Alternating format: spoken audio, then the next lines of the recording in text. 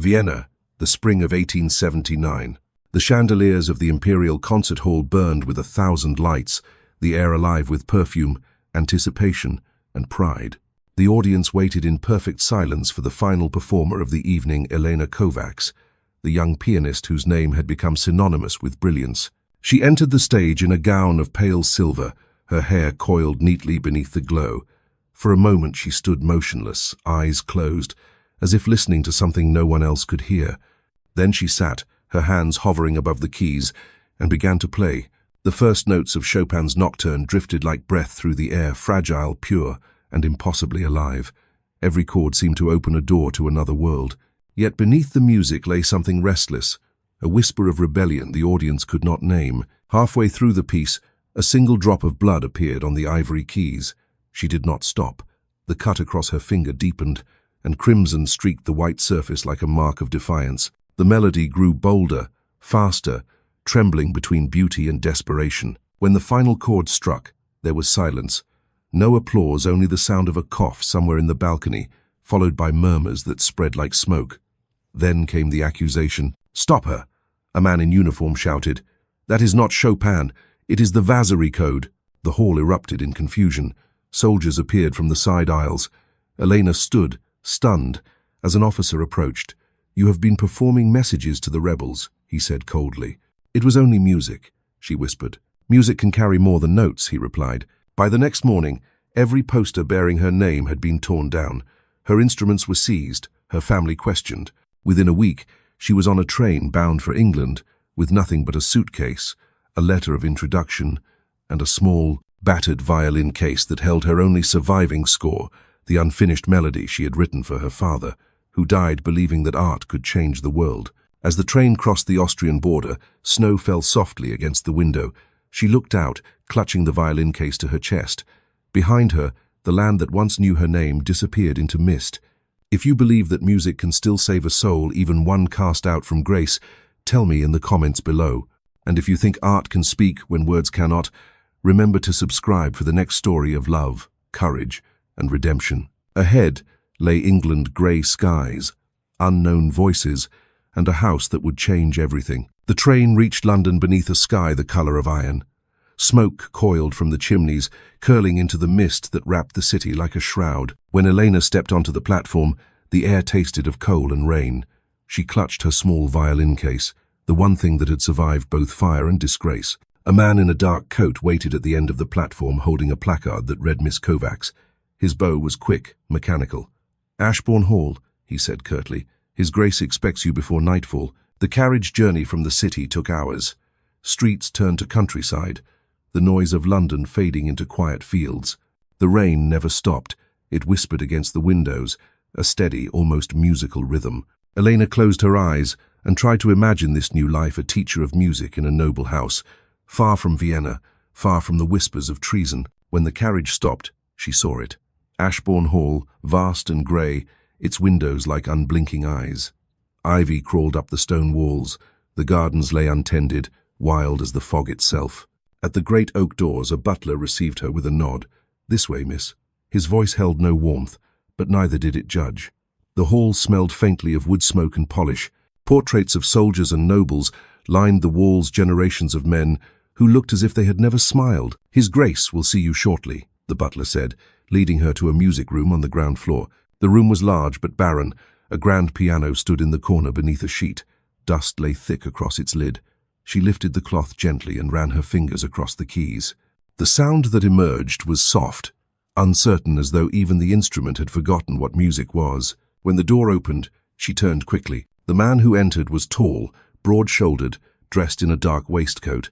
His hair was slightly unkempt, his eyes the grey of winter steel. This was Adrian, Duke of Wycliffe. "You are Miss Kovacs," he said. It was not a question. "Yes, Your Grace." He studied her for a moment. "You come highly recommended. Lady Harrow spoke of your discipline. You are to instruct my niece, Clara. She is 6 years old, spirited, and entirely untrained. You will find her a challenge."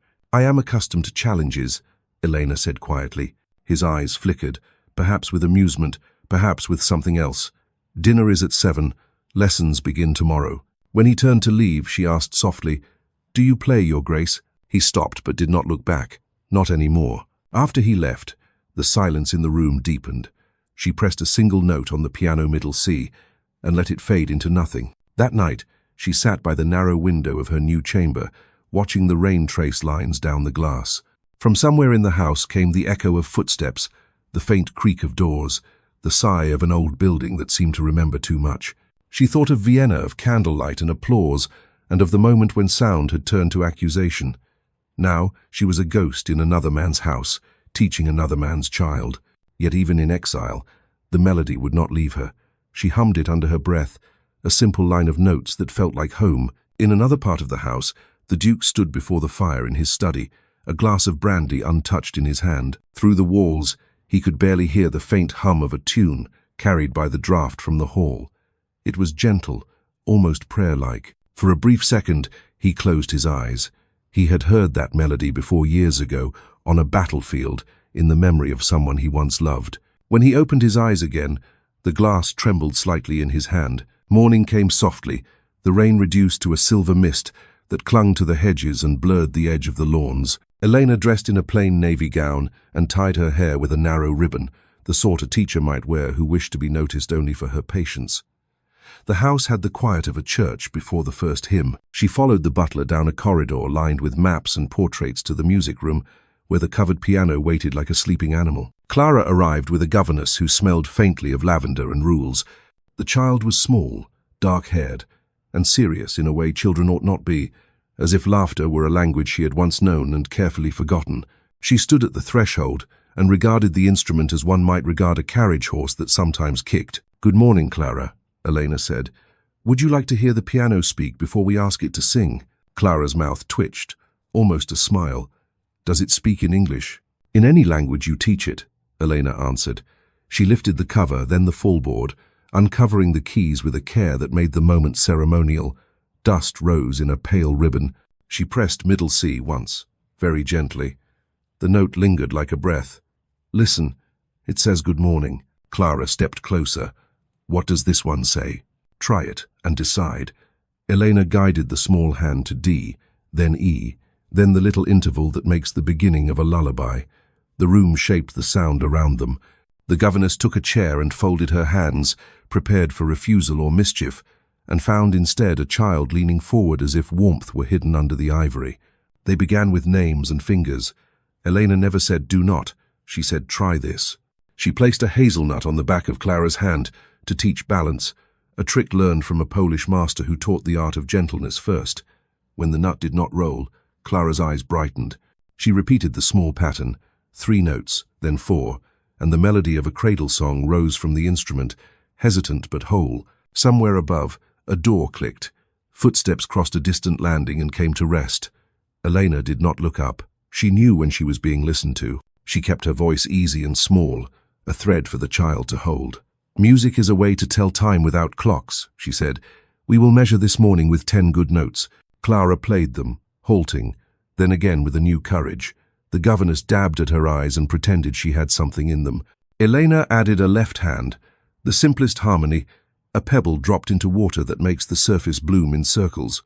The lullaby was one she had written during a winter in Vienna, when the streets were silent and the stove forgot to be generous. It was also, without her intending, the same lullaby that had been played in this house long ago by the woman whose portrait watched the corridor. On the landing above, Adrian stood where the carpet was worn by a habit he did not admit. He had heard that small arrangement once from another room while a feverish child slept, and a young woman in a pale dress believed the future could be persuaded with tenderness. The first note found him as scent finds memory. He gripped the banister until the wood pressed its pattern into his palm. He was not a man given to visions, yet for a moment he saw a cot, a candle dying bravely, a soft voice that had promised spring. The promise had not been kept, because winter has a way of keeping what is not offered, but the sound remained, buried like a coin under ash. He came down the stairs slowly. He stood in the doorway and watched without speaking. Elena's profile was clean against the light, concentration lifting her chin a fraction, the way a sailor lifts it toward weather.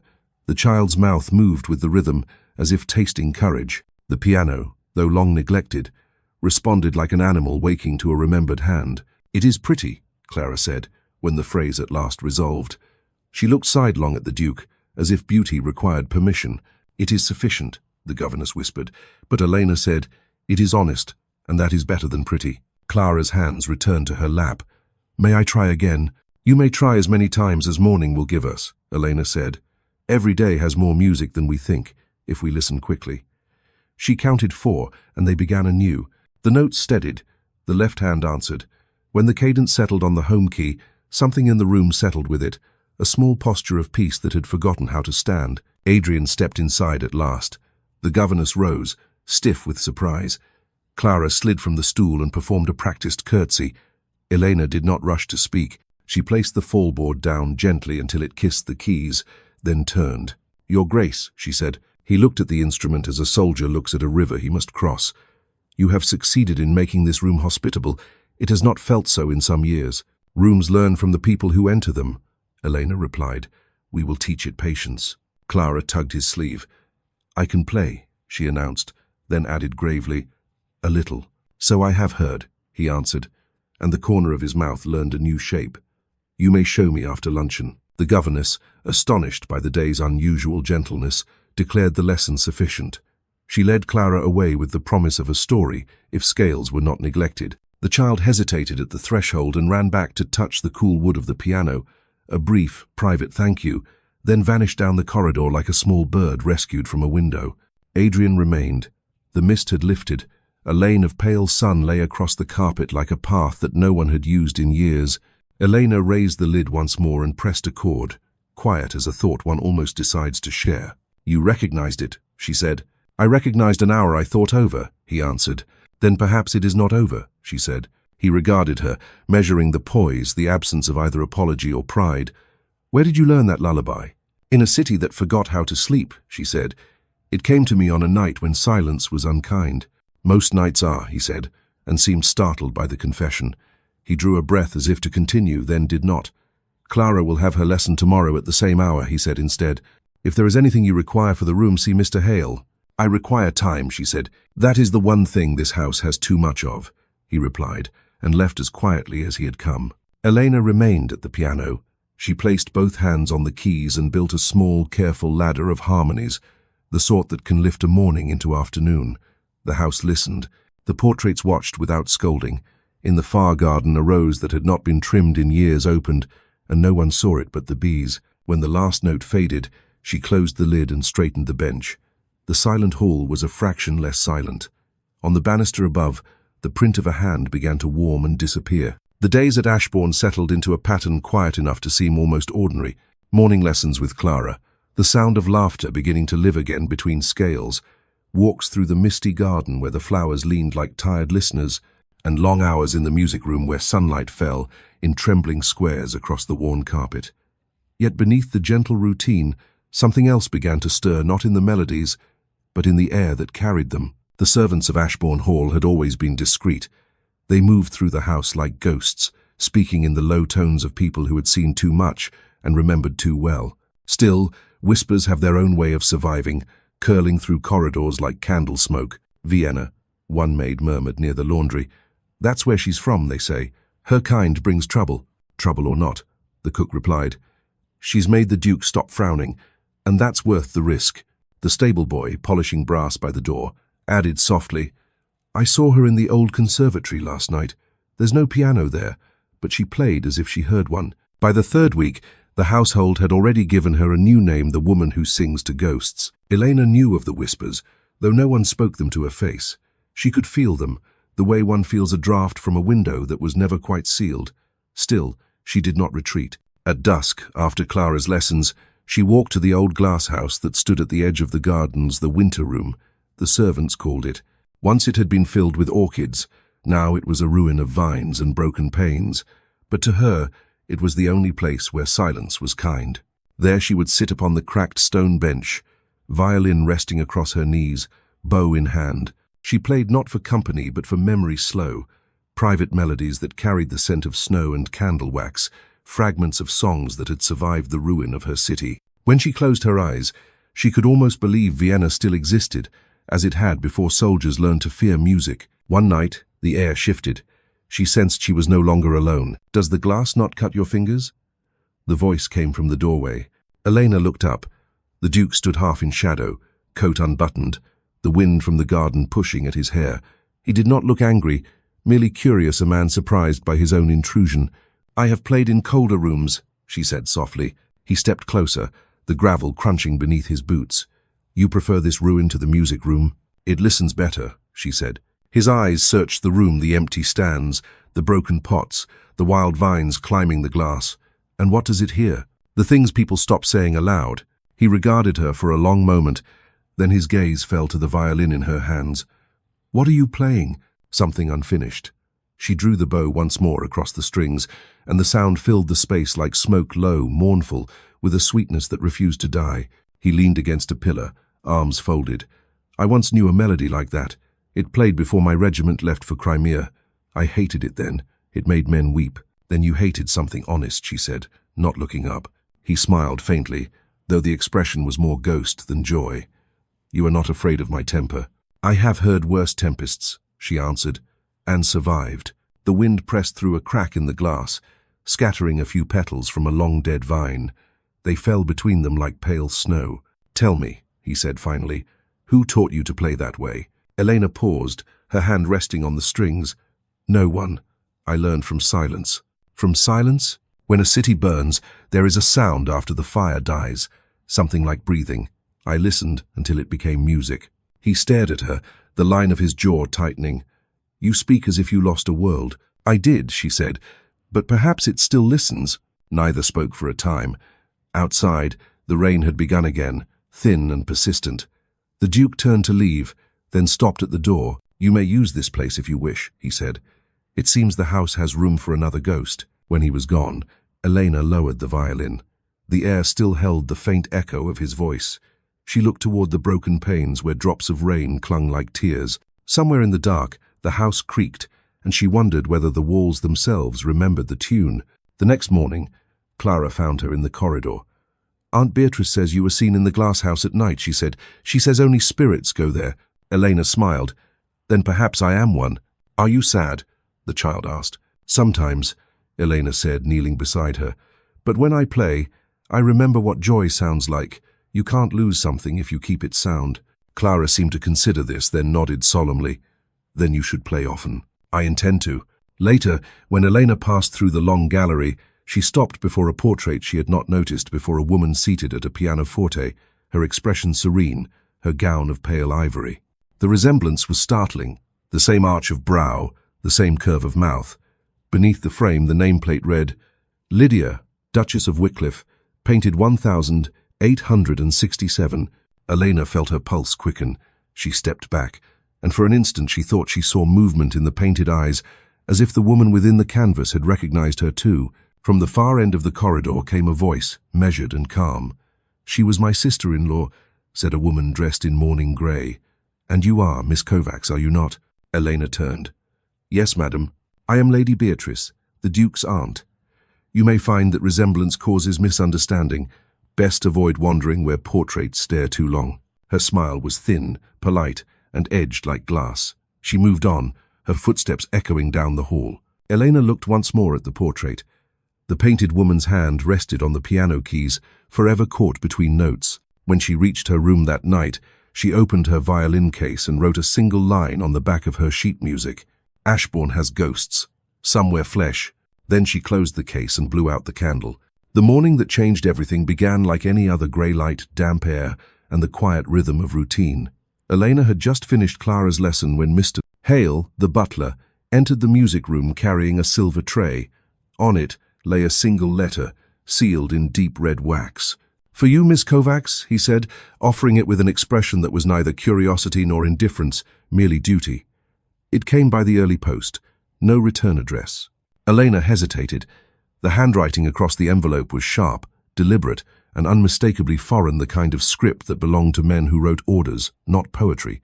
She recognized it at once, though she wished she hadn't. "Thank you," she said softly, taking the letter. When Mr. Hale left, she turned it in her hands. The seal bore a crest she knew from memory, a black eagle with one broken wing. She did not open it immediately. Instead, she placed it on the piano lid and tried to resume Clara's scales. But the child sensed something wrong. Her fingers faltered, the melody collapsed. "Is it bad news?" Clara asked. Elena smiled, though her eyes betrayed her. "Some letters carry ghosts, my dear. They only arrive when they think we have forgotten them." That evening, when the house fell into its usual hush, she broke the seal. Inside were 2 sheets of paper, thin as dried leaves. The message was brief, the sentences formal as if written under the watch of someone else's eyes. "Madame Kovacs, the melody you played in Vienna was not forgotten. There are still those who remember your father's cause, and the name Vasary is not as dead as the Empire believes. A friend sends warning. Silence cannot last forever. The ministry has reopened your case. They suspect you live. There are men already in London. Burn this letter after reading." The signature was nothing more than a letter K. For a long time she sat at her small desk, staring at the ink that had already begun to fade. The words carried more than danger, they carried memory. The name Vasary struck like a bell. It had once been hers, Countess Elena Vasary, daughter of a man who believed that music could free a nation. Her father's songs had become hymns of resistance, his death the Empire's warning. She had buried the name with him. Now the earth stirred. She rose, crossed the room, and dropped the letter into the fire.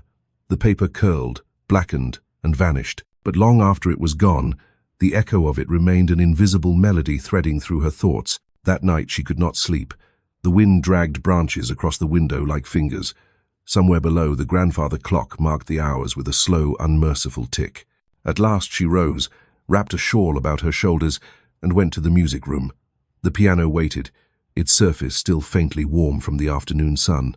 She opened it and began to play not a song she had written, but one her father had composed in secret, Hymn of the Unseen. Each note was a whisper of defiance, each chord a memory of a life she could never return to. What she did not know was that the house was not entirely asleep.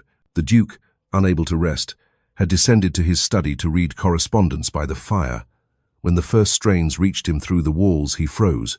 The melody was unfamiliar, yet there was something in its shape, a pattern that tugged at him, faintly dangerous, utterly beautiful. He rose, crossed the corridor, and stopped at the doorway of the music room. Elena did not see him at first. Her eyes were closed, her hands moving with the conviction of prayer. The light from the lamp turned her profile into gold. "Where did you learn that piece?" he asked quietly.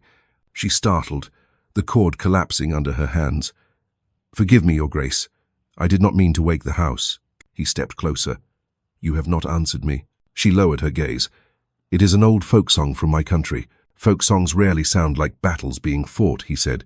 She forced a small smile. "Perhaps that is why ours are no longer sung." He studied her. "You are not who you claim to be." "I am a teacher," she said simply. "You are something more, or something else." She looked up at him then, her eyes steady. "If I were something else, would it matter?" He hesitated. "It might." "Then let it not," she said. "Because music is not treason, Your Grace, no matter what fearful men decide." For a moment neither moved. The fire flickered, the clock struck once, and the weight of unspoken things filled the air. Then he turned, the sound of his boots heavy against the stone floor. "I will not have this house used for politics," he said at last. "It never was," she replied. "It only holds the echoes of its own grief." When he was gone, she sat motionless, her fingers still hovering over the keys. The next morning, a messenger arrived from London bearing a sealed envelope for the Duke. It was marked Confidential Office of Internal Affairs. By evening, word had spread among the servants that a visitor was expected, a government man. And in the servants' quarters, another whisper was born, that the new music teacher was not merely a musician at all, but a woman carrying a song powerful enough to start a war. The rain had fallen through the night, a soft, relentless murmur that wrapped the countryside in grey silk. By morning, the garden behind Ashbourne was half drowned, the paths slick with mud, the air rich with the scent of wet earth. Yet even under such gloom, Elena rose early. She needed air, and more than that, she needed space, a place where no one could hear her heart beating with fear. She carried her shawl tight across her shoulders and walked toward the old conservatory, the winter room, her sanctuary. Inside, the air was damp and sweet, filled with the ghost of flowers long dead. The cracked glass let in the grey morning light in thin ribbons that crossed the floor like music written in shadow. She sat before the broken piano that had been left there decades ago. Its frame was warped, the ivory cracked, but when she pressed a key, it answered not clearly, but enough to breathe. Elena opened the violin case she had brought and took out her instrument. The bow had been re-haired just once since her arrival in England, yet it still sang. She began to play not loudly but softly, as if speaking to the walls. The melody was one she had been shaping for weeks, born from fragments of old songs and the rhythm of rain against glass. It spoke of distance, of something precious lost and half-remembered. She closed her eyes, the sound trembling like a secret. Behind her, the door creaked. She didn't startle this time. "I thought you might be here," came the Duke's voice. Elena kept playing, the bow gliding as naturally as breath. "You seem to have a gift for finding people who do not wish to be found." "It is less a gift than a habit," he said, stepping closer. "When men stop speaking, they are usually somewhere near music." He stopped a few feet away, watching her profile through the dusty morning light. "I received a letter yesterday," he said. "From London. They're sending a man from the ministry. He claims to be investigating foreign agitators hiding under assumed names." Elena's hands faltered for the briefest moment, but she continued to play. "And you think he comes for me?" "I do not know," he admitted, "but I know fear when I hear it in someone's voice." She smiled sadly. "Fear can make a fine accompaniment, Your Grace. It sharpens every note." He moved closer until he could see the tremor in her bow hand. "You cannot stay if they come for you." "I have nowhere else to go," she said quietly. He hesitated, then said, "You could have told me the truth." "I have spent my life paying for truths," she said. "Each one costs more than the last." The words hung between them. Rain slid down the broken glass like slow tears. At last she lowered the violin and turned to face him. "You think I am dangerous?"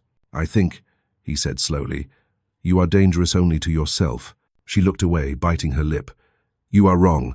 In Vienna, they burned men for less than a song. Then why play it here?" "Because silence is worse." He studied her, and in that look was something like surrender, not to her, but to the truth that had been haunting him since the first day she touched his piano. "What if I asked you to stop?" "Then I would ask you to listen harder," she said softly. He exhaled, as if the argument had never been worth winning. "You remind me of her," he said suddenly. Elena frowned. "Of whom?" "My late wife." He glanced at the broken piano. "She played here before the fire took the West Wing. She believed every sorrow could be mended by sound. I buried that belief with her." Elena's voice was barely above a whisper. "Then perhaps she was right because you are still here." He said nothing. Only the sound of rain filled the space, steady and alive. Finally he spoke again. "This instrument can be restored. The wood is warped but not ruined. Hail can fetch tools. I will help you mend it." She blinked, surprised. "You?" "I was a soldier. I can follow orders." And so, side by side, they began to work. She wiped dust from the keys. He tightened loose screws on the lid. They said little, yet every small sound, the rasp of cloth, the click of metal, the distant thunder became part of a quiet symphony. At one point their hands brushed while reaching for a fallen screw. Neither withdrew immediately. The air seemed to hold its breath. "I suppose," he said finally with a half-smile, "that even a ruin can be useful. Ruins remember beauty better than the living," she murmured. When the light began to fade, the piano stood a little straighter. Its voice was still broken, but when she pressed a key, the tone rang clearer than before. She looked at him, and for the first time he did not look away. They stayed there until the lamps in the house were lit, and the garden turned to silver under the rain. When she returned to her chamber, her hands smelled of wood and oil. She opened her diary and wrote only one line. "Today, he helped me tune silence." In his study that night, the Duke poured himself a glass of brandy but did not drink. From the open window came the faintest echo of music, no longer foreign, no longer forbidden, simply human. He stood there listening until the fire burned low, and the house, for once, felt almost at peace. The rain left behind a brittle, shining morning. The windows of Ashbourne glittered like mirrors, each pane holding a ghost of light. Servants moved through the hallways with renewed energy, their voices low, their movements brisk, but beneath the order, something trembled. It was not weather, nor rumor, but the strange warmth that had begun to stir where silence once ruled. Elena spent the early hours in the music room, arranging pages of sheet music for Clara's next lesson. The child's progress was swift, her fingers no longer feared the keys. When Clara laughed, the sound filled the house like sunlight striking glass. "Uncle Adrian says I play like a sparrow," she announced proudly. Elena smiled. "Then make sure you never stop singing." But when the lesson ended and Clara skipped away, the quiet that followed felt different. Heavy, waiting. As Elena gathered the sheets, her gaze fell upon a small portrait leaning against the far wall, half veiled by a dusty cloth. She hesitated, drawn to it as if by instinct. When she lifted the covering, her breath caught. The woman in the painting looked back at her, serene, elegant, composed. She wore a gown of ivory silk and held a single rose in her gloved hand. Her hair was the same soft chestnut shade as Elena's, her eyes the same grey-blue. Even the delicate curve of her mouth carried that same trace of sadness. Beneath the frame, engraved in fading gold, Lydia, Duchess of Wycliffe, 1867. Elena stepped closer, heart quickening. She had seen the name once before, etched on a plaque near the chapel. The Duke's wife, the one who had died young, before the war. The resemblance was undeniable, so precise it seemed almost cruel. Behind her, the door opened. "Miss Kovacs," said a voice smooth and cool. "I see you found my late niece by marriage." It was Lady Beatrice. She moved with the confidence of someone accustomed to being obeyed, her mourning grey gown rustling softly. "I did not mean to intrude," Elena said, lowering her eyes. "Curiosity is not intrusion, my dear. It's merely dangerous when left unsupervised." Lady Beatrice studied the portrait, then turned her gaze upon Elena. "You do resemble her, most unusually so. It startled me the first time I saw you. My brother-in-law noticed it as well, though he is too proper to say so." Elena's throat tightened.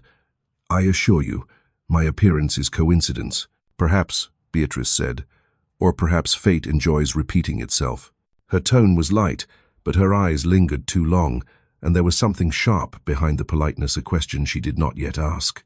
"You play beautifully," the lady continued. "I hear the house breathing again. But one must be careful which ghosts one wakes. Lydia's death nearly ruined this family. The Duke rebuilt what he could stone. Title, reputation, but the heart leaves cracks no mason can reach."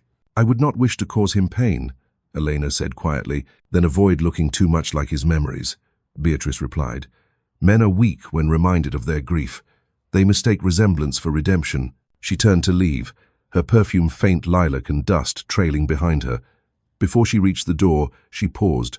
"And Miss Kovacs, if you receive letters from abroad, it would be wise to have them forwarded to me first. We must all protect the Duke's household from unwanted attention." When she was gone, Elena exhaled. Her palms were damp, her heartbeat unsteady. She replaced the cloth over the portrait, but could still feel those painted eyes watching her from behind the veil. That afternoon, she found herself in the conservatory again, though she had not meant to go there. The piano they had mended stood quiet beneath the weak sunlight. She sat, placed her fingers on the keys, and began to play the melody they had tuned together, slow, uncertain, like a conversation resumed after silence. She did not hear Adrian enter until his reflection appeared on the glass before her. "You've brought the room back to life," he said. "I think it was never truly dead," she replied softly. "Only waiting." He came closer, watching her hands move. "Clara says you showed her the portrait of Lydia." "She found it, not I," Elena said. "But yes, I saw it." He nodded, though the line of his jaw hardened.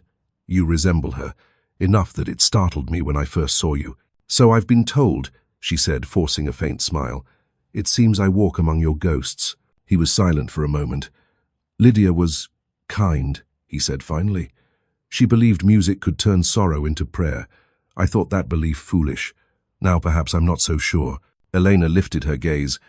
Perhaps it was never foolish, only lonely. Their eyes met, and for a heartbeat, the room forgot to breathe. Then Adrian looked away. "Lady Beatrice spoke to you?" he asked. "Yes. She advised me to forward my letters to her." He gave a low, humorless laugh. "My aunt sees conspiracies in curtains. Pay her no mind." Even so, her words had truth. Some ghosts prefer their rest. He studied her, searching for something behind the calm. "Tell me, Miss Kovacs, who are you when you're not teaching my niece to play?" She held his gaze. "Someone who still believes in the sound of forgiveness." He said nothing, but his expression softened the first real softness she had seen in him. That evening, as the house settled into twilight, the servants carried new rumors from the village. A stranger had arrived, asking for the road to Ashbourne Hall. He wore a dark coat, spoke German-accented English, and carried official papers sealed with the imperial crest. By the time the lamps were lit, the sound of a distant carriage echoed through the fog. Elena, standing by her window, felt a chill slide down her spine. In her reflection, she saw the faintest outline of another face, the same grey-blue eyes staring back from the portrait below. She whispered to the glass, "If she and I share the same face, perhaps we also share the same fate." The wind pressed against the panes as if to answer, The invitation arrived with the Morning Post heavy cream paper sealed in red wax, bearing the crest of Lord Harrington. A charity ball to be held in London in aid of the War Orphans Society. Attendance was expected of all notable families within 3 counties. The Duke read the card without comment, then placed it on the mantel. "It will be tedious," he said, "but necessary." Lady Beatrice, seated by the fire, lifted her teacup. "Appearances must be maintained, Adrian. The name Wycliffe cannot remain buried in provincial gloom forever." Clara, who had been listening from the hearthrug, asked innocently, "Will Miss Kovacs come?" The question caught them both off guard. "She is not of our circle," Beatrice said. "She is of mine," Clara insisted. "She taught me my first song. That must count for something." Adrian looked at Elena, who stood quietly beside the piano. "Would you attend, Miss Kovacs?" She hesitated. "As what, Your Grace? A governess? A curiosity?" "As my niece's companion," he replied evenly. "You have earned that right." Lady Beatrice's spoon chimed sharply against her cup, but she said nothing, and so it was decided. The night of the ball arrived wrapped in silver mist. Gaslight shimmered along the streets of Mayfair, and the Harrington mansion blazed with music and laughter. Inside, the chandeliers glittered like inverted constellations. The air was thick with perfume, silk, and polite deceit. When Elena entered, every head turned. She wore a gown of deep blue satin borrowed from the late Duchess's wardrobe, Beatrice's doing, though whether it was kindness or cruelty, no one could tell. The colour made her eyes seem paler, her resemblance to Lydia undeniable. Whispers rippled like a breeze across the ballroom. "She's foreign," someone murmured. "A music teacher, they say. Or something less respectable." Elena felt their stares but kept her head high. Beside her, Clara tugged her hand.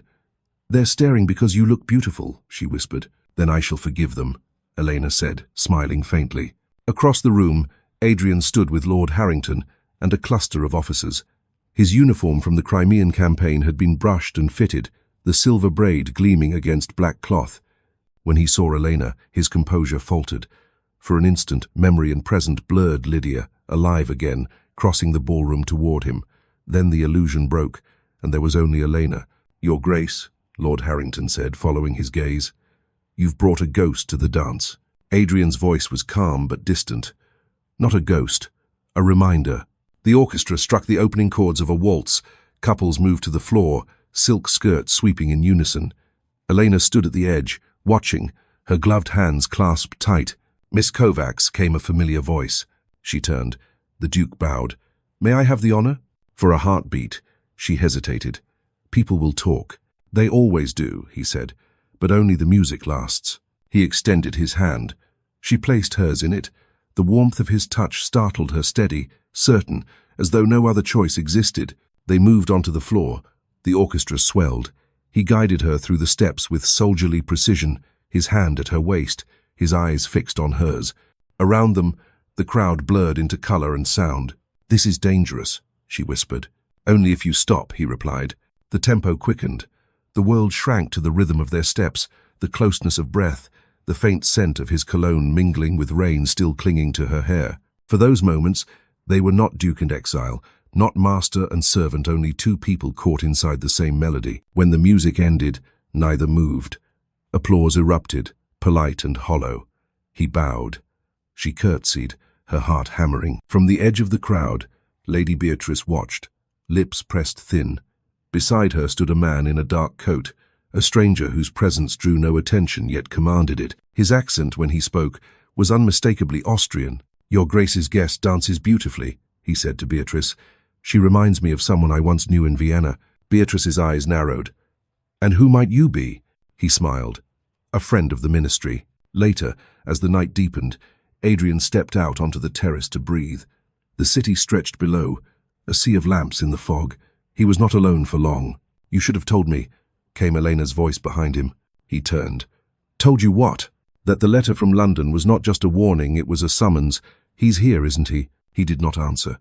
The silence was enough. She came closer, her gown whispering against the stone. "If they find me, they will not," he said. "I will see to that." "You cannot fight an empire with honor," she said, her voice breaking. "You'll lose everything." "I have already lost more than you imagine," he said quietly. "But I will not lose you to fear." The ballroom doors opened behind them. The Austrian official stepped into the light. "Forgive the intrusion," he said smoothly. "The hour grows late. and I believe I owe this young lady a word." Elena's pulse froze. "Herr Keller," she whispered. The Duke moved instinctively between them. "You are trespassing." "On the contrary," Keller said, producing a document. "Her Majesty's government invites my cooperation in certain security matters. This woman, I believe, is not who she claims to be." Gasps rippled from the nearby guests. Elena met Keller's eyes. "You mistake me for someone else." "Ah," Keller said.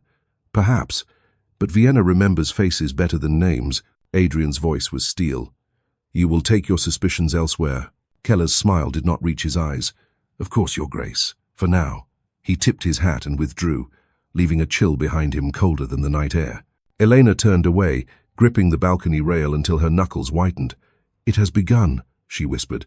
Adrian looked toward the dark street below, where Keller's carriage vanished into fog. "Then let it begin," he said. The morning after the ball, Ashbourne Hall stood under a pale sky the color of unpolished silver. Nothing in its calm exterior betrayed the unease inside. The servants moved quietly, their voices hushed, their eyes drawn toward the long drive that led to the gates.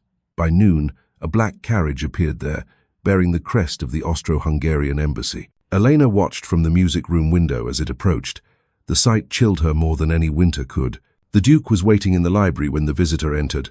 Keller removed his gloves with deliberate slowness, the sound of leather against skin cutting the silence like a blade. "Your Grace," Keller said, bowing slightly, "a pleasure to find you at home." "I am not in the habit of hiding," Adrian replied. "To what do I owe the intrusion?" "To duty," Keller said smoothly, "and perhaps to conscience. There is a woman in your household, one Elena Kovacs. We have reason to believe she is not who she claims. Her true name, we suspect, is Countess Elena Vasary, daughter of the late Thomas Vasary, a known dissident against His Imperial Majesty." Adrian's face did not change. "You suspect much," Keller smiled thinly. "We are paid to suspect, but it is more than rumor. I have with me documents, birth certificates, concert bills, even a photograph taken in Vienna 5 years ago. The resemblance is undeniable." He placed a folder on the desk and slid it across. Adrian did not open it. "If what you claim were true, what then?" "She would be arrested, tried, and returned to Vienna. Treason does not dissolve with borders." "And you think I would hand her to you?" Keller's gaze was steady. "I think you are a loyal subject of the crown, and loyalty sometimes demands unpleasant acts." Adrian rose. "Loyalty also demands honor, Herr Keller. I will not permit an innocent woman to be hunted under my roof." "Innocent?" Keller's voice softened to mockery.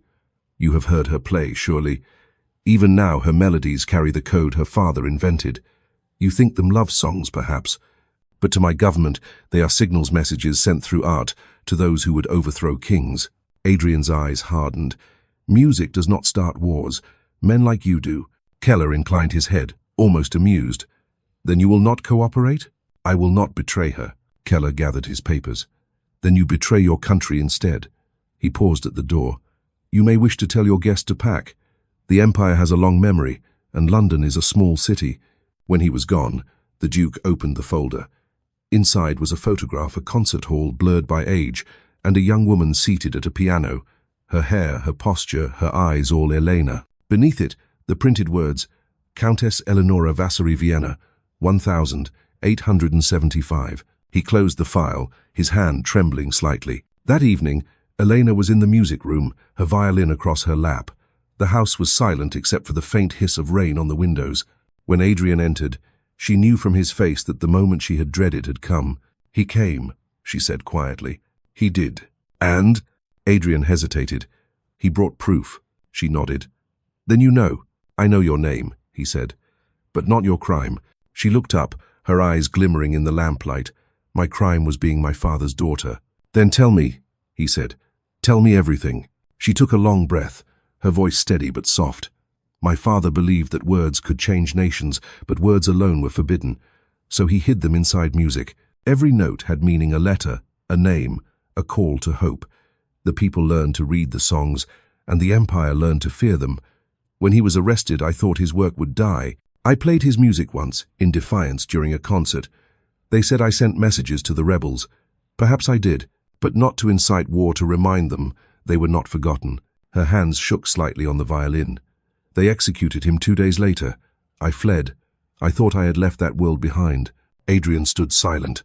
At last he said, And the melody you played here, the one Keller recognized? It was his last. I wrote it from memory. He crossed the room, stopped before her. If they come again, I will not let them take you. You cannot protect me from an empire, she said. No, he answered. But I can stand between you and the world long enough for truth to find breath. She smiled faintly through tears. Why? Because I owe you music, he said. She looked up. Music? When you arrived, this house was a tomb. You taught it to breathe again. Before either could speak further, footsteps echoed in the corridor, hurried, heavy. Mr. Hale entered, his face pale. Your Grace, soldiers, 2 of them. They've come with a warrant. Elena rose. Then it ends here. No, Adrian said, his tone iron. It begins. He turned to Hale. Take Miss Kovacs through the servants' passage to the stables. The fog will hide you. Go north to the river. I'll send a carriage after dawn. Elena shook her head. You will ruin yourself. Better ruined with honor than whole with regret. For a heartbeat, they stood facing each other, the soldier and the exile, the man of rank and the woman without name.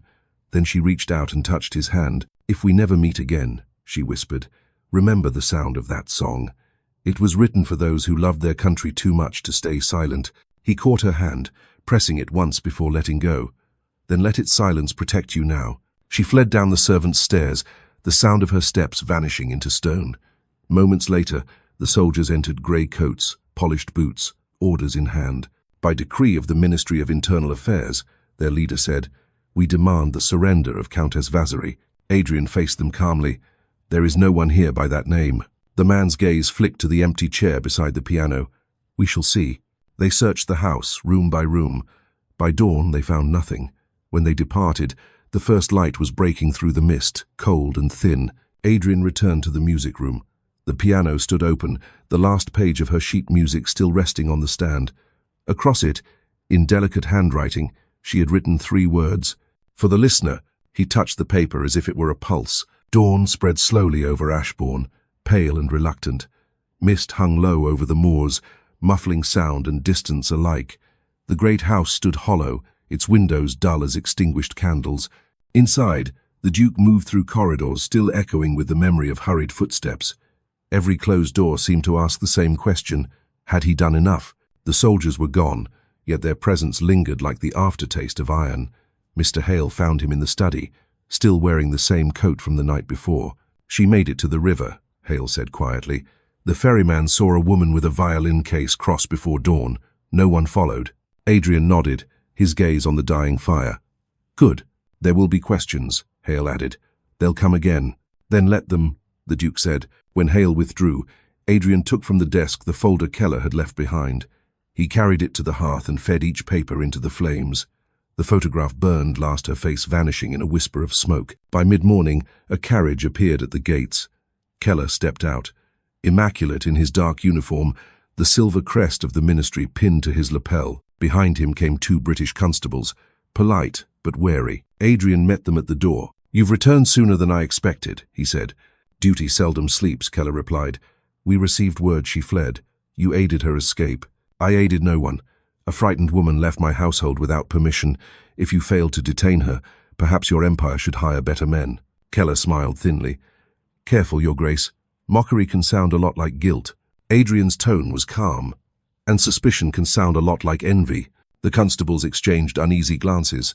Keller stepped closer. Search the house, he ordered them. I will not permit— Your permission is irrelevant, Keller interrupted. By joint authority of the Crown and the Imperial Office, Adrian's fist struck the marble table before he realized he'd moved. This is England, he said sharply. No foreign agent commands here. Keller did not flinch. Then you have nothing to hide. Unless, of course, she left something behind. He turned toward the music room. The door stood ajar. Inside, the morning light fell across the piano, the violin bow resting on the lid. Keller approached it, touching the strings with the tip of his glove. Beautiful instrument, almost alive. He lifted a folded sheet of music from the stand, the last piece Elena had played. The notation was delicate, handwritten.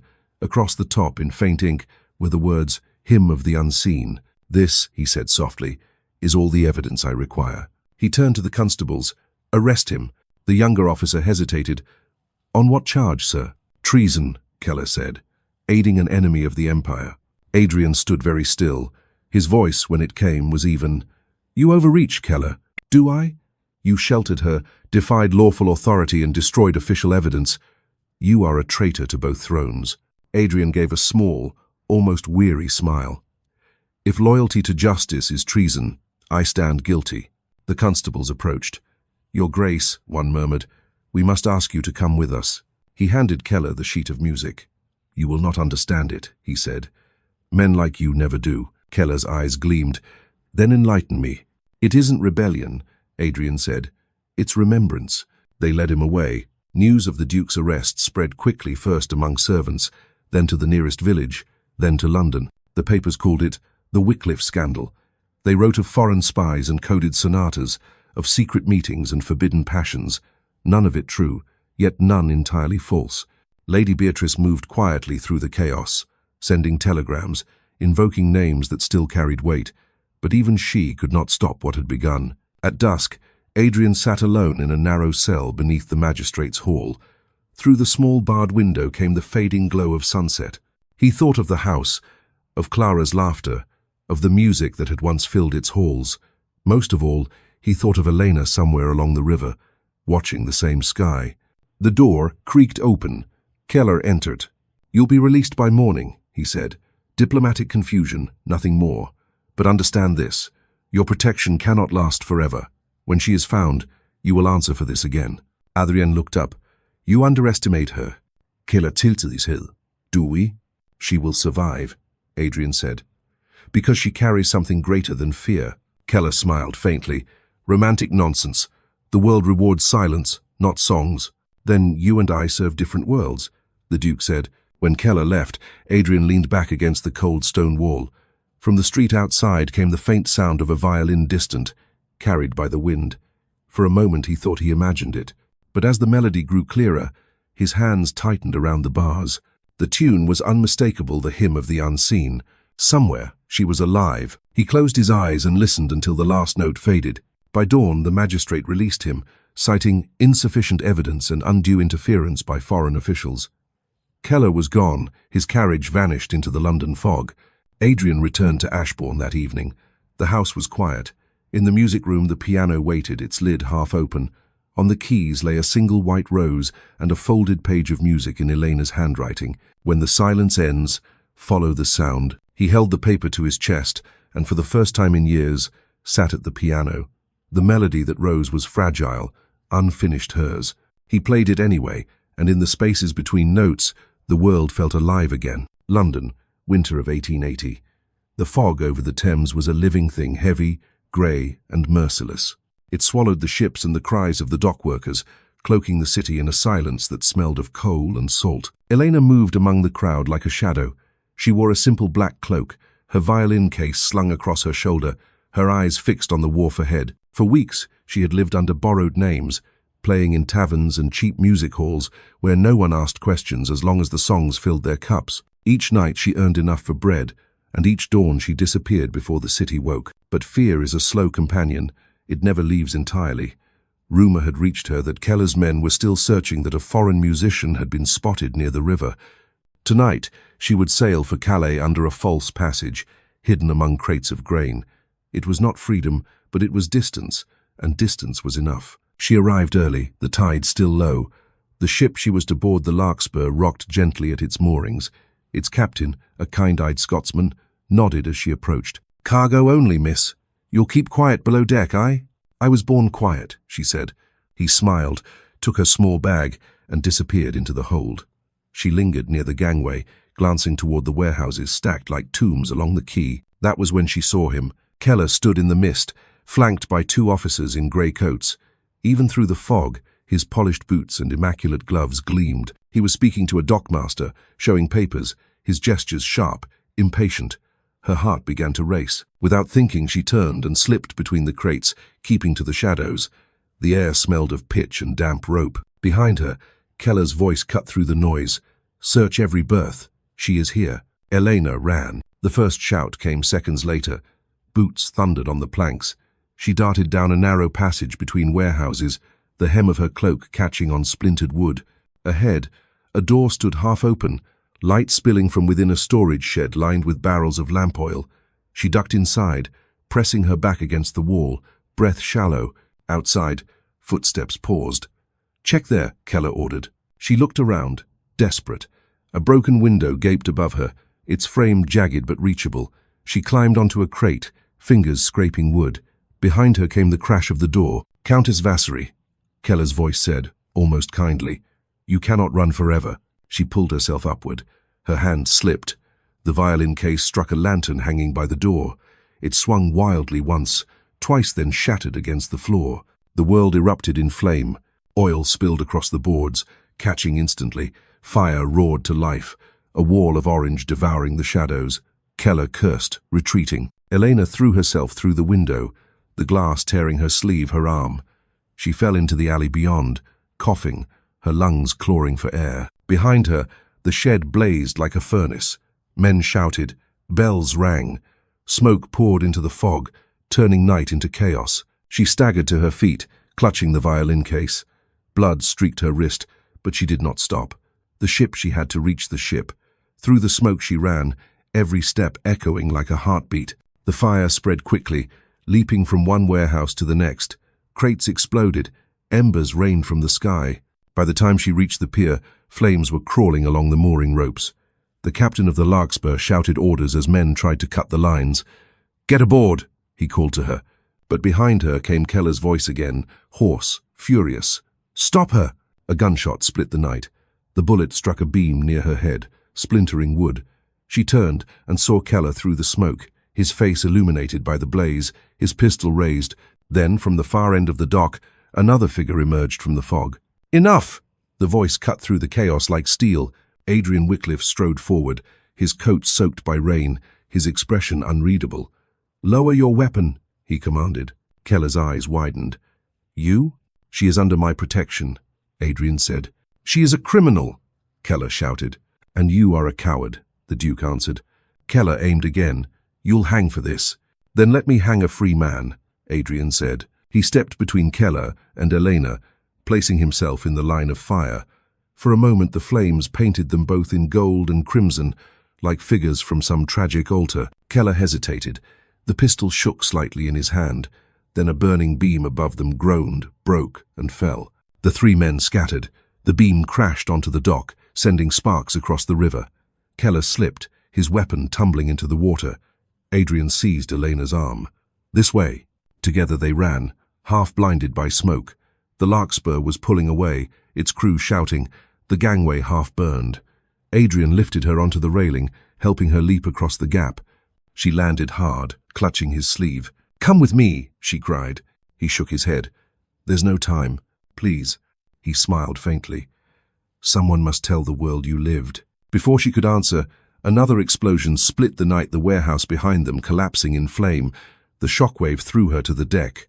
When she looked up, the dock was gone in smoke. "Pull away," the captain shouted. "Now." The ship moved, creaking into the current. She crawled to the railing, searching through the haze. For a moment, she saw him standing on the edge of the pier, his figure outlined against the inferno. Then the fog swallowed him. By morning, the fire was the talk of London. The Evening Gazette called it the Great Dock Disaster. Scores injured, several dead. Among them, an unidentified nobleman believed to have perished while aiding evacuation. Elena read the headline in silence, her hands trembling. The sea stretched endless before her, grey and mercifully calm. In her violin case, the instrument lay unbroken. She took it out and began to play. The melody was faint at first, then steadier, the hymn of the unseen, rising above the waves like prayer. And somewhere beyond the horizon, carried on wind and rumour alike, the world began to remember that name again. Spring returned to London as if nothing had burned. The city, ever forgetful, rebuilt itself quickly, new docks, new warehouses, new stories to tell. Newspapers no longer mentioned the fire. It was just another tragedy folded into the fog. Yet in the corners of cafes, old sailors still spoke of the ghost ship that vanished into the channel, carrying a woman whose music had turned the flames into light. 6 months passed. On a mild evening in May, the Royal Philharmonic Hall opened its doors for a charity concert, anonymous donors, an unnamed performer. The posters simply read, "A night of reflection featuring the hymn of the unseen." The audience filled every seat, gentlemen in black coats, ladies in pale silks, and critics armed with pens waited for novelty, gossip, revelation. When the lamps dimmed, the hush that followed was electric. The curtains parted. A single grand piano stood beneath a circle of light. The woman who entered wore a plain gown of grey satin and a black lace mask that covered half her face. Her hair, darker now, fell in loose waves. She bowed once gracefully and sat. The first notes rose like breath after drowning. Those who had heard her before in another life, perhaps in Vienna, perhaps in dreams, knew at once it was her, the hymn of the unseen. But this was not defiance anymore. It was remembrance. The melody had changed, ripened. Between its chords lived loss and endurance and something like forgiveness. In the third row, a man sat very still. He was thinner than before, his hair streaked with grey, but his eyes, those steady, winter-coloured eyes, had not changed. Adrian Wycliffe. He had not died in the fire. Rescued half-conscious by dock workers, he had spent months recovering under an assumed name, refusing to let the world know he lived until the search for her ended. And tonight, following a rumour whispered by a violinist from Dover, he had come here to confirm the impossible. As the final passage approached, Elena lifted her hands from the keys, letting silence hover, then played the closing refrain, slow, deliberate, tender. The notes seemed to dissolve into the air like ash into light. When she struck the last chord, the hall remained utterly still. Then came applause, a thunder that shook the chandeliers. Elena rose, bowed again, and began to leave. But from the crowd, a voice cut through. "Play it once more." It was not shouted, nor even loud. Yet the hall fell silent again. She froze. The voice was unmistakable. She turned toward the sound. In the fourth row he stood, no mask, no uniform, only truth. The world narrowed to the space between them. The stage lights blurred as she descended the steps. The ushers, startled, stepped aside. The audience watched in reverent disbelief as the masked pianist crossed the aisle toward the man everyone believed dead.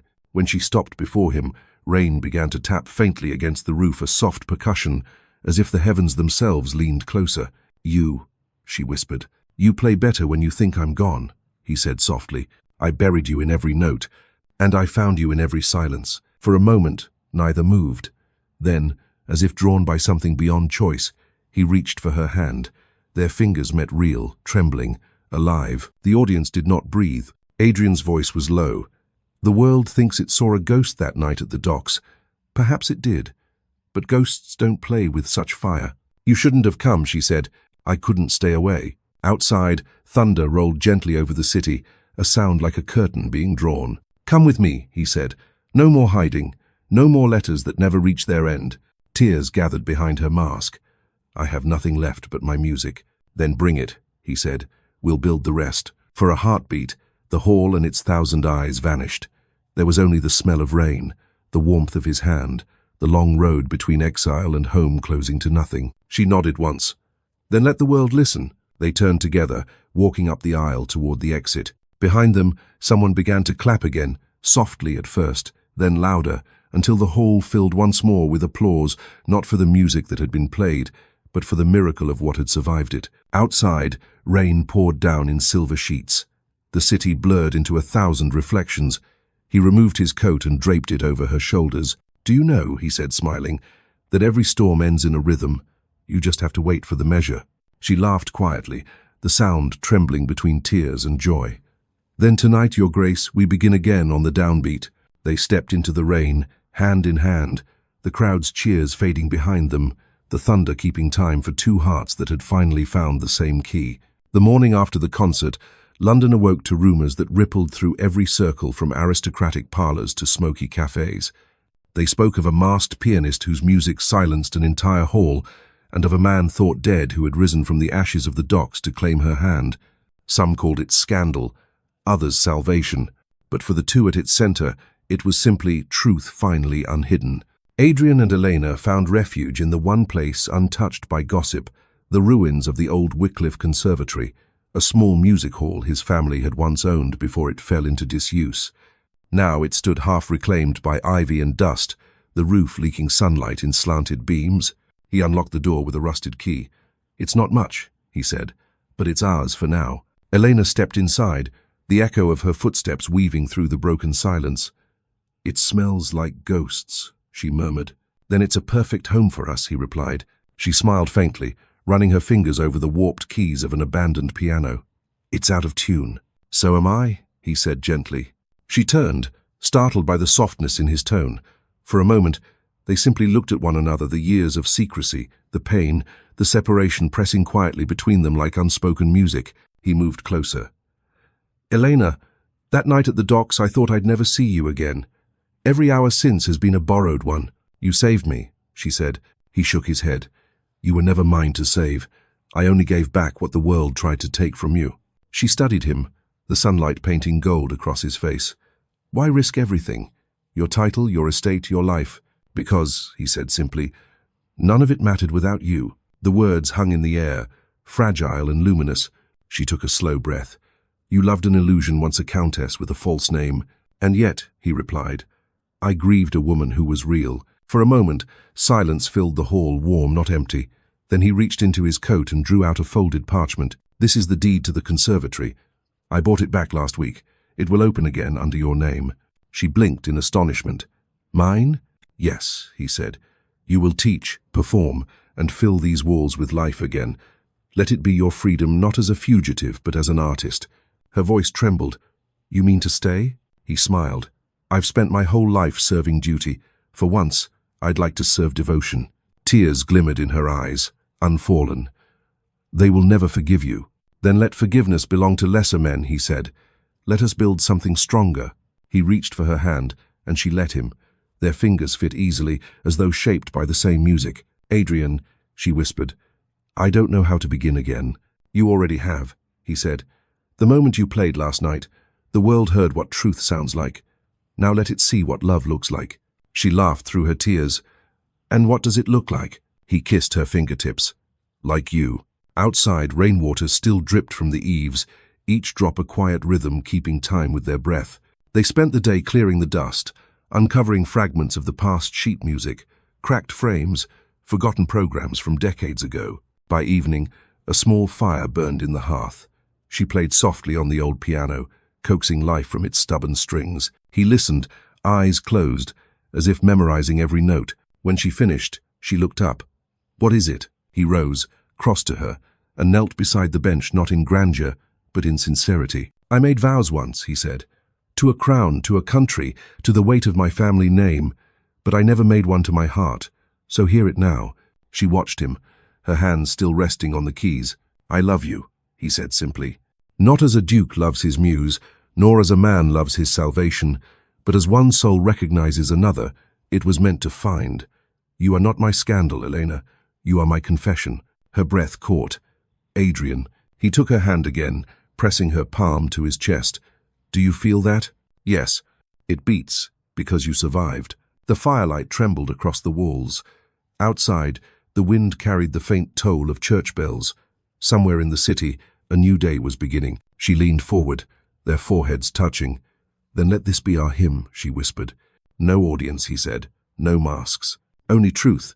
The kiss that followed was not desperate, but steady, like the final chord of a symphony finally resolved. When the morning came, they stood in the doorway of the hall, watching the sunrise spill over the Thames. He wrapped his arm around her, and she rested her head against his shoulder.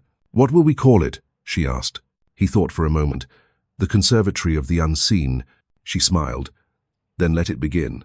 And with the first light of day, their shadows stretched together across the floor, two souls no longer divided by title or nation, only by the simple grace of love rediscovered. Summer came early that year, warm and golden, as if London itself wished to atone for its long grey winters. The rebuilt Wycliffe Conservatory, once forgotten under dust and ivy, now breathed again, windows polished, candles glowing, music drifting into the evening air. The sign above its door read simply, "The Conservatory of the Unseen." No crests, no titles, no reminders of the past, only the quiet promise of second chances. Inside, the hall was alive.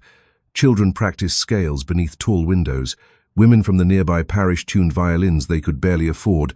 Old men swept the floors and hummed along. What had begun as two fugitives rebuilding a ruin had become a refuge for anyone the world had overlooked. At its heart stood Elena, no longer masked, her dark hair tied with a single white ribbon. Her hands, once hunted for the messages they carried, now guided others toward harmony. She moved through the students with patience and laughter, stopping to correct a hesitant bow or to encourage trembling fingers. And every evening as the sun sank behind the river, Adrian Wycliffe would appear quietly at the back of the hall, not as a duke, not even as a patron, but as a man content simply to listen. One afternoon, as rehearsal ended, Father Brennan from St. Mary's parish approached. His coat was worn, his smile gentle. "Miss Kovacs," he said, still unable to stop calling her that. "The City Council has agreed to sponsor a benefit performance. The proceeds will go toward the war orphans' homes." Elena's eyes widened. "They would allow us to perform publicly?" "They would welcome it," he said. "London remembers your music, and it remembers his name." She hesitated. "Adrian's name is a dangerous gift." "Then let it become a generous one," the priest said. "Redeem it through grace." When she told Adrian that evening, he listened in silence, the lamplight soft against his face. "A concert of redemption," he murmured. "For them, and perhaps for us." She smiled. "Do you believe the city will forgive?" He took her hand. "Forgiveness is not theirs to give. We'll play until they remember what mercy sounds like." The night of the concert arrived beneath a clear sky. The conservatory, once crumbling, now glowed with lanterns. Crowds gathered, not just nobles and dignitaries, but workers, widows, and children in patched clothes. Even the press came, their pens ready to record a miracle or a scandal, whichever came first. Elena stood behind the curtain, heart pounding. She could hear the murmur of the audience, the shuffling of programs, the creak of old pews. On the small table beside her lay the violin, her father's, restored by careful hands. Adrian entered, dressed in black tailcoat, the faintest trace of his former title in the poise of his shoulders. "Nervous?" he asked. "Terrified," she admitted. "Good," he said softly. "That means you still care." He adjusted the ribbon at her wrist. "Play for those who still listen," he whispered. "Not for those who judge." She nodded, her throat tight. "And you?" He smiled faintly. "I'll be beside you as always." When the curtain rose, a hush fell. The audience saw not nobility, not scandal, but two souls standing side by side before a grand piano and a single violin. Elena lifted her bow. Adrian took his seat at the keys. The first notes unfurled, delicate, uncertain, then strong. The melody was the hymn of the unseen, reborn once again. This time it carried no secret codes, no rebellion, only grace. As the music swelled, something remarkable happened. The crowd began to change. Those who had come to gossip leaned forward instead. The reporters lowered their pens. Even the city's restless noise outside seemed to still. Elena played with her eyes closed, the sound pouring through her as if her father's spirit moved her bow. Adrian's hands followed instinctively. No conductor, no count, only faith. When their eyes met midway through, there was no stage between them, no distance left to cross. The final movement lifted like dawn breaking. Every note shimmered with "Release the pain of exile, the forgiveness of love, the slow resurrection of hope." When silence finally came, it was vast. Then applause, not the polite kind of ballrooms, but thunder, rising from the crowd in waves. Children clapped from the aisles. Old men stood. Even Keller, unseen among the audience's back row, bowed his head for a fleeting moment before leaving through the side door, coat collar turned up against the night. Elena lowered her bow, trembling. Adrian rose and took her hand. "For them," he said softly. "And for you," she whispered. The applause swelled again as they bowed not to glory, but to peace. Afterward, when the hall emptied and only candlelight remained, they sat together on the piano bench. Outside, the Thames shimmered beneath the moon. She looked at him. "We did it." "No," he said. "You did." "We," she insisted, smiling. "Always we." He leaned closer. "Do you hear it?" "What?" He gestured toward the quiet beyond the walls. "The city. It's breathing again." She listened, faint sounds of laughter, footsteps, distant bells, life continuing, softened by music. "Then let it breathe," she said. And as the final candles burned low, he took her hand, kissed it once and whispered, "Tomorrow we begin composing the rest." Years passed. London changed. The fog grew thinner, the streets wider, the gas lamps replaced by electricity that hummed like a quiet promise of progress. Yet in a small street near the river, the Conservatory of the Unseen remained a modest brick building wrapped in ivy, its windows still glowing each evening with the sound of music. Children came and went, generations learning not only to play, but to listen to history, to one another, to the spaces between notes where truth often hides. They were told that once, long ago, this place had been founded by two souls who believed music could heal what politics and power had broken. Their names were whispered with affection, sometimes disbelief, like characters from a fable. Elena Vasary and Adrian Wycliffe, the Countess, and the Duke who had traded crowns for compassion. Inside the conservatory's main hall hung a portrait not grand, but gentle. It showed a woman with a violin resting against her shoulder, and a man beside her, one hand on the piano, the other holding hers. There were no titles inscribed beneath, only 3 words in gilt letters. For the listener, it was said that in their later years, the Duke and the Countess refused all public honors. They spent their lives teaching children who could not afford lessons, performing only at hospitals, orphanages, and churches. When asked why they gave up glory, Elena would smile and say, "Because applause fades faster than kindness." When Adrian fell ill in the winter of 1891, she played by his bedside every night. "Do you remember," she whispered once, "the waltz before the storm?" He smiled weakly.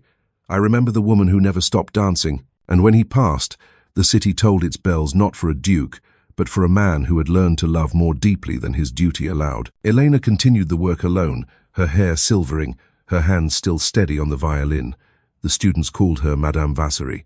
She never left London again. Some evenings, when the fog thickened, she would walk to the river and play the old melody, the hymn of the unseen, her father's code turned into prayer. Passers-by swore they could hear another instrument joining faintly from across the water, a piano echoing each note in answer. The final entry in her diary, dated March the 3rd, 1901, read simply, "He waited for me in every silence. Now, at last, I will meet him in the music." She passed away quietly that spring, seated at her piano. When her students found her, the last chord she had played still shimmered in the air, a perfect fifth, neither mournful nor triumphant, suspended between goodbye and forever. The city mourned, but the music did not stop.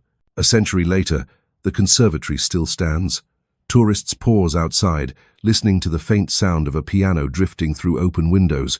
The teachers tell them the legend of the woman who carried rebellion inside her bow and the man who turned his power into grace. They say that sometimes, on certain misty nights, the old melody returns soft, fleeting, like a heartbeat beneath the city's noise. And if you follow it down the street, past the chapel and toward the river, you might hear 2 instruments playing in unison, violin and piano, as though time itself were keeping time for them. Because love, once written in music, never truly ends.